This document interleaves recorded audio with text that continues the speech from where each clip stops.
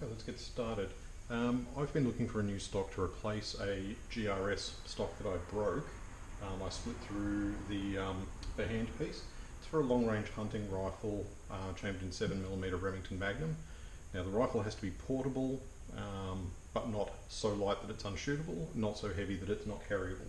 So I'm looking for a rifle overall that's somewhere in the 9 to 11 pound range, all up, including quite a large scope with the PSE E-Tac R in 5 to 25 with a 56mm front lens and a 34mm main tube.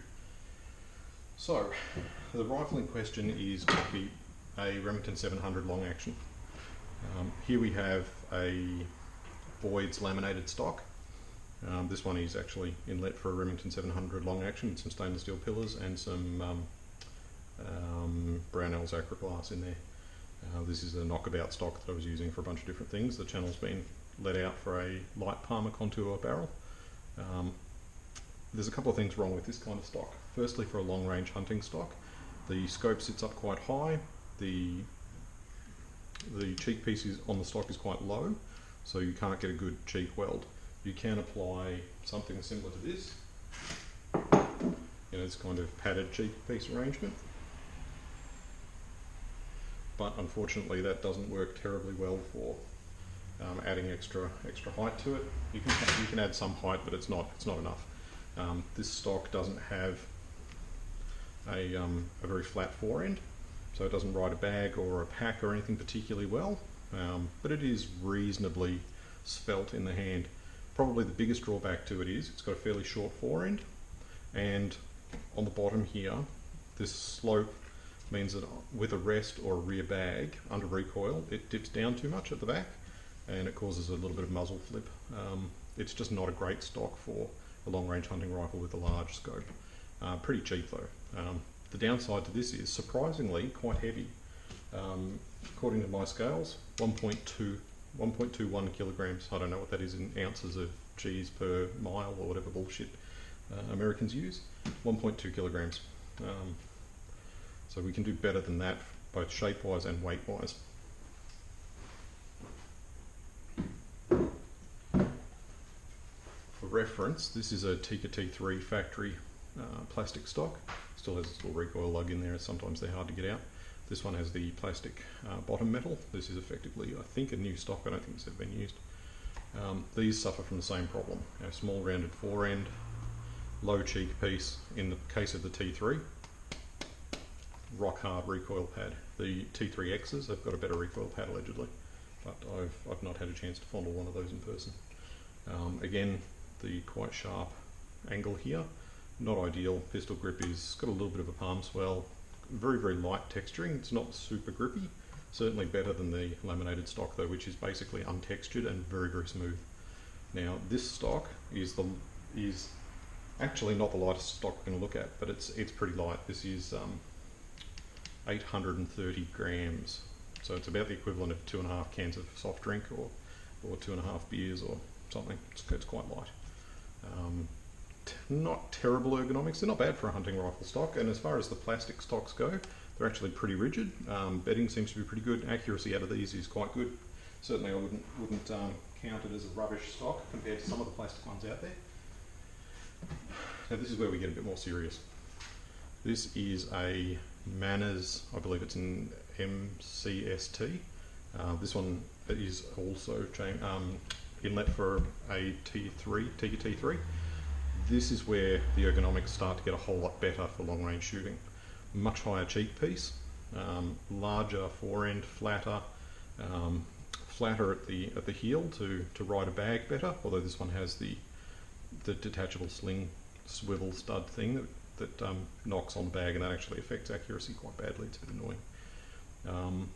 Texture wise, it's got a roughness to it, but it's not grippy. It's just coarse. The textured section for stippling for the hand grip, again, it's too smooth to be actually grippy, and it's too coarse to be smooth. It's no man's land. It's not good enough. It's not good as a grippy texture in wet weather. It's not good with gloves. It's fine from the bench. It's just not that great. Forend on this is quite large. It's quite bulbous, But where this stock really falls apart, in my opinion, is the fact that it's over 1.55 kilos, so it's over 1.5 kilograms. It's heavy and it's not adjustable. For me, I've got quite short fingers. I found the pistol grip area here is far too fat for me to get a good grip around comfortably. I find that I'm basically just pushing on the front of it. It's not comfortable for me, and I can't control recoil particularly well. This is fine on a 223 or a 243 or something like that.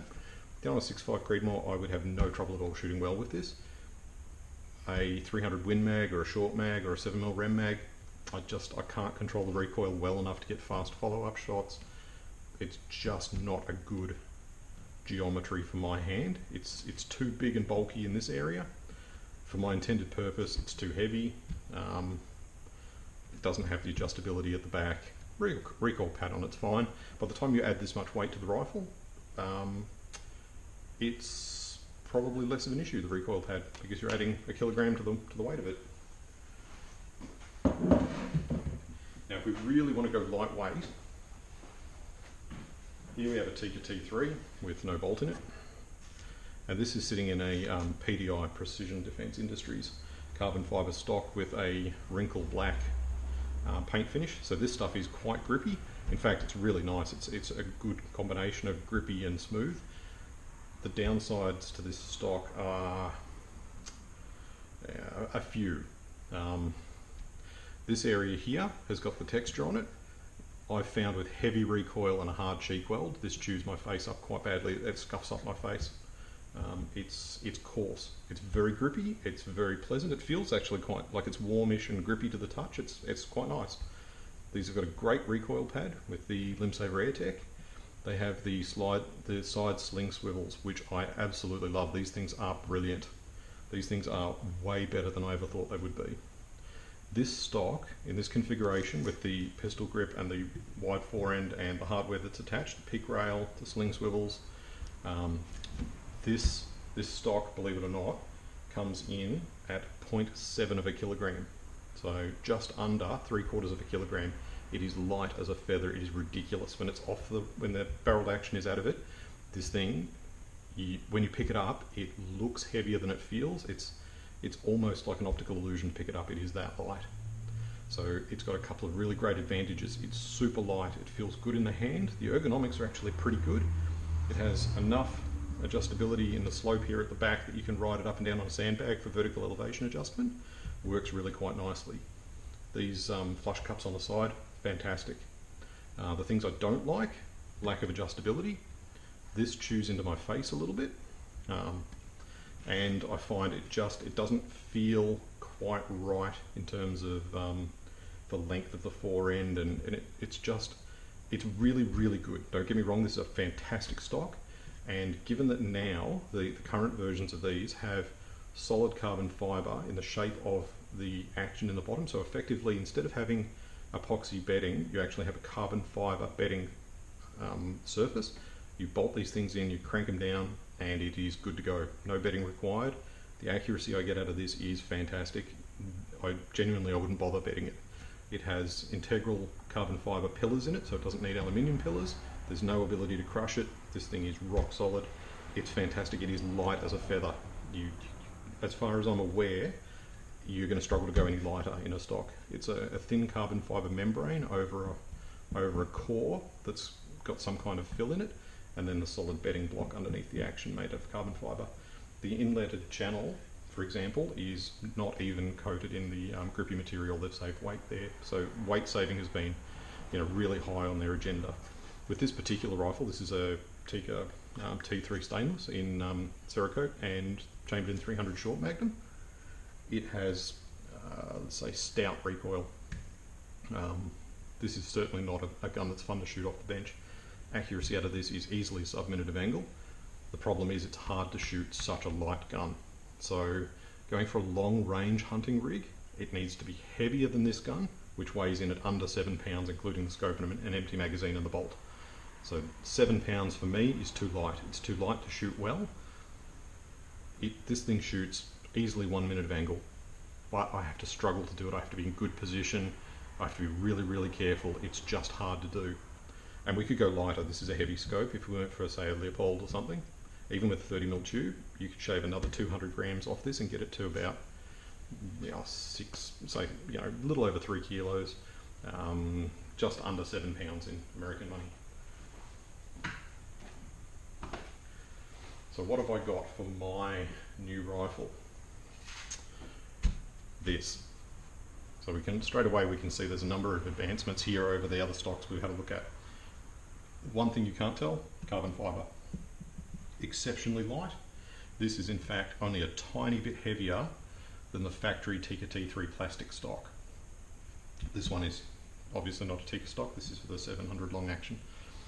But comparatively speaking, with the adjustable cheek piece, the sling hardware, the Picatinny rail on the front, all in, this only weighs a couple of 100 grams more than the plastic T3 stock, so it is super light. This is a PSE Composites E-Tac 3 in carbon fibre with a standard fill. It has a carbon fibre skeleton inside, a carbon fibre shell, and some kind of fill material in there. It feels like it's fully packed inside. It's not hollow, doesn't ring when you tap it. It has a number of features that I think make this, for a long range hunting rig, make this almost the perfect stock. And going from tail to tip, it's got a decent recoil pad, has adjustable shims in here that can be replaced with an Allen key. Through the recoil pad, take it off, add these spacers. It looks like the bolts are quite long. You could probably fit quite a few of these in there if you wanted to. I'm just a hair under 6 feet, and I think an extra spacer would do me, and you could probably fit 2 more in on top of that. Again, with the sling studs on the side, these flush cups on the sides. Adjustable cheek piece. The adjustability is great. The hardware can be switched from left to right. The pistol grip and grip neck area is symmetrical, so you could use this left or right-handed. You can swap the hardware from left and right side. So if it wasn't for the bolt and the ejection, this is actually an ambidextrous stock in that respect. It has a fantastic, what they call shark skin texture on it. It's sharp enough, you can't really hear it, but if I scratch my fingers across it, it's sharp enough that it's grippy under hand, but it's not so sharp that it's going to chew you up when you're carrying it and rubbing your hands on it. It's a good amount of texture, not too much. The adjustable cheek piece is smooth with no texture on it, so that won't rub your face and rub your red raw at the range. The pistol grip area on here is slightly more dainty than it is on the Manners stock, and slightly daintier than it is on the Macmillan A5. The cutaway here, this shape is quite deep, and this portion here, so it just feels a bit more dainty in the hand. There are thumb-sized flats here where you can rest the thumb on left or right side if you're one of those people that rests your thumb off center. They actually feel really comfortable. The pistol grip has effectively 6 subtle flats on it, which works really well because you can fit your hand with a flat section for each of the padded sections of your finger, so your hand naturally sits in the same spot every time. It's very, very natural to get the same grip on this pistol grip every single time. With those little flats, it falls under hand really, really well, and the consistency is excellent. Weight-wise, this thing it's lighter than the Boyds stock. It is lighter, it is only a tiny bit less than 120 grams heavier than the factory T3 plastic stock. So it is exceptionally light, but it comes with this adjustability. It comes with the flush cups on it, the Picatinny rail on the fore end, the obviously much larger rear section, almost flat for riding nicely on a bag. It's in fact flat underneath here in case you wanted to use it on a hard bag or a hard rear surface. I don't know if you can see it on camera, but this is the sort of roughly hexagonal pistol grip area. This particular stock is both coloured and inlet slightly differently to default options off the website, which brings me to one of the things that I found best about this stock. Talking to the gentlemen from PSE, they were exceptionally accommodating, they were excellent communicators, they helped me choose the things that were going to work best for me, and they made adjustments to what was available to bring me a stock that suited all my needs. One thing that differentiates me as a stock customer from a lot of other people who want this style of stock. I wanted a BDL floor plate inlet. I don't like a magazine sticking out. I don't like that they rattle. I don't like that they can fall out. I don't like that they dig into my back. For a rifle like this that's going to fire 180 to 195 grain projectile in 7mm rem mag, I've got 3 rounds in the internal magazine. I probably will only ever need 2, and I don't like having the large box sticking out the bottom for extra rounds that I don't need, that I could throw in my hand if I need a 3rd or a 4th shot. For the intended application of medium, thin-skinned game hunting that I'm going to use this for, so our large species of deer here in Australia, the sambar deer, sort of upwards of 150 kilos for a large one, I don't need 4 or 5 shots in rapid succession. I'm not pig hunting. I'm not shooting from a stand at multiple targets. This is a one shot and done rig for me, with the exception of possibly a decent follow-up shot, which is why I have the BDL set up. So customizing this was exceptionally easy. I spoke to the guys, they made exactly what I wanted. They put coloured flecks on here, the colours that I selected.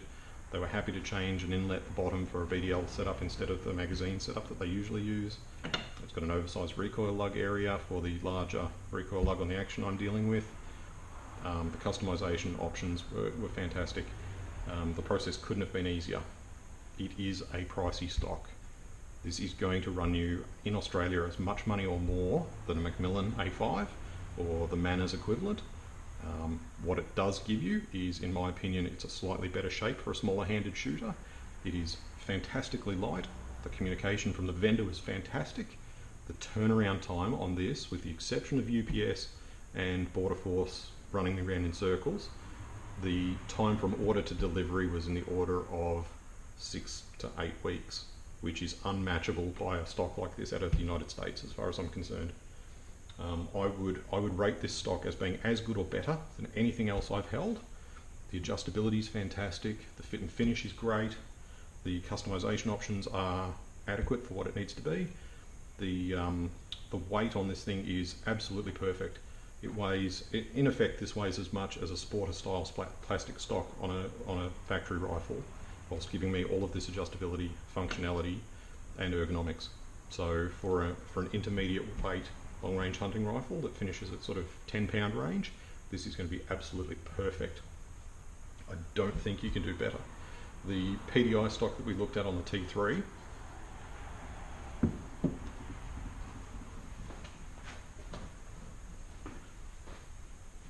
offers a great many of the same features. It offers this good stock geometry, the nice recoil pad, the good pistol grip, the nice large forend, this reasonable ergonomics for a prone shot. What it doesn't offer is the adjustability in the back. You lose, with the PSE stock, you lose a couple of 100 grams, it's a couple of 100 grams heavier, but you get this adjustability that the PDI stock does not offer. You can fit that adjustable hardware to the Manners and the Macmillan stocks, but they are already 25–30% heavier than these stock. In fact, much more than 30% heavier than this stock, and about 30% heavier than the stock in the rear, before you start adding options like Picatinny rails, flush cups, and adjustable cheek hardware. And then on top of that, like I say, for an Australian customer, you're looking at a 6-month lead time. It's no easier to get, and it's only going to run you maybe $100 cheaper if you're lucky. So I would say, if you're looking for a stock, PSE, well, part of me doesn't want to recommend it because the more people that buy them, the longer the lead time will be for my next one. But in all fairness to them, this is a product that is exceptional, truly exceptional. They do a sporting style stock. Inlets are available on their website, go and have a look. They do a sporting style stock that covers a Tikka T3 and a Remington short action and a bunch of others. It's much more traditional, you know, to be like that Boyds stock we looked at, or the Tikka plastic stock in shape. They do an intermediate shape, and I don't recall what it's called off the top of my head. It's basically a sporting shape with a slightly pistol grippy area, ever so slightly more pistol grip like, and an adjustable cheek piece. It looks like, to me, if you were going to build an all-round, off-the-shoulder, off-backpack mountain hunting rifle with an adjustable cheek piece, and you wanted to get that stock under 1,000 grams, under a kilogram, I think you would be hard pushed to go with anything else, to be honest. The only thing that even looks to my mind comparable would be, say, the Game Warden or Game Hunter and carbon fibre from Macmillan. Getting one of those in Australia is going to run you a 6-month lead time. However, the PDI, Precision Defence Industries carbon fibre stock, doesn't have the adjustable cheek piece. Frankly, if they made an adjustable cheek piece on their stock and they got rid of the coarse texture on the cheek piece and things, I think their stock would be comparable. This stock also, I forgot to mention, has carbon fibre pillars built into the solid carbon fibre bedding area. There's no need to drill these out and apply stainless or aluminium pillars to it for bedding. I will probably do a skim bedding job on this and around the recoil lug area just to fit the action perfectly. But I don't believe it needs pillars or substantial bedding in order to strengthen it or stop the stock from crushing under the application of pressure. I suspect that you would deform the screws or the action before you deform this stock to a substantial degree, to be honest. The carbon fibre stock from PDI with the solid bedding area is much the same. Having done that up by hand to the recommended torque specifications, my suspicion is you would be pushing your luck to do it up much tighter without damaging the fixture, without damaging the fixings and the screw hardware. It's pretty robust bit of kit. This stuff does not crush like fiberglass does, and certainly not like wood or laminated wood does. These things are incredible for the weight of it, and it is super light. It is a beautiful piece of workmanship. I am very pleased with it. It fits in my hand perfectly. It's not too bulky. It's not too wide. It's quite low profile, so it doesn't take up too much of the heft in your hand. And I think the centre line of this is quite low to the recoil pad. I think it's going to have a good linear path for the recoil. Muzzle flip should be minimal. I think this is going to be an excellent choice for my long range sambar hunting rifle to replace the GRS stock that I split, which is too heavy, smelt funny, and was too fat for my hand, and it actually split through this area here. There's nothing wrong with them. The geometry just doesn't fit my hands particularly well. It was too heavy, and unfortunately I broke it as well, which was entirely my fault. There wasn't a flaw with the stock. It wasn't a fault with manufacturing. It was 200-pound gorilla idiocy that did it. So I certainly, there's no point me contacting them and berating them for poor product. It was 100% my fault. So I am very much looking forward to having a barreled action dropped into this. I'm dropping my Night Force on it and getting out to the range to do some load development on the new barrel, and hopefully we will be taking a deer with this in the coming season. It's presently summertime in Australia and it's hotter than holy hell. Certainly not alpine deer hunting season, and even if you got a deer you wouldn't be able to get it to an SQ chili bin, freezer or chiller of any kind without the meat spoiling. So if you've got any questions, feel free to drop a comment down below. Like, subscribe, hit the button. I'm kidding, I don't really care. If you've got any questions, just yell out. But PSE Composites, can't say enough about their excellent communication, fast lead time, and the product itself is magnificent.